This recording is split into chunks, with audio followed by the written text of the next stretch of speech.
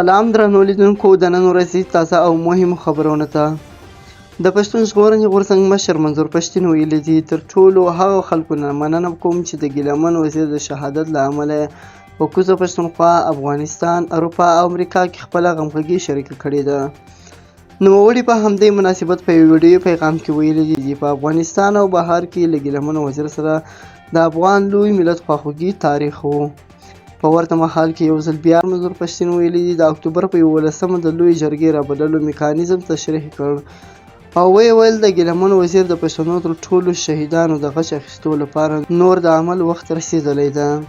بل خواته د افغانستان د کرکټ لوبډلې مشر راشد خان ویلي دي: په ننګرهار او د هیواد په نورو برخو کې د بارانونو له کبله او د ګرانو هیوادوالو د شهادت او د زخمي کېدو خبرونو خواشینی کړی یم او په زړه یې مات کړی یم.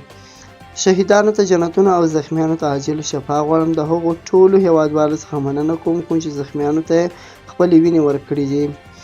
په ټولو او په خاصه توګه د شتمنو هیوادوالو غږ کوم چې د زیانمنو کورنیو سره دې مرسته وکړي.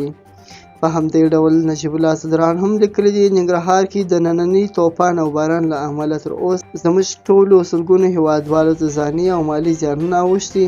د ننګرهار له ځوانانو مننه چې پر وخت یې د ټپیانو لپاره وینه ورکړه او د خپلو خلکو ترڅنګ ودرېدل.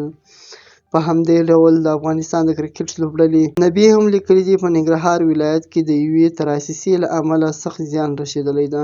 شهیدانو ته جنت الفردوس او ټپیانو ته عاجل شفا غواړم. الله دې ټولو متاثرینو ته قوت او سکون ورکړي. دا و د نن ورځې مهم خبرونه. سبا نیوز سبسکرایب کړئ او له نورو ملګرو سره هم شیر کړئ.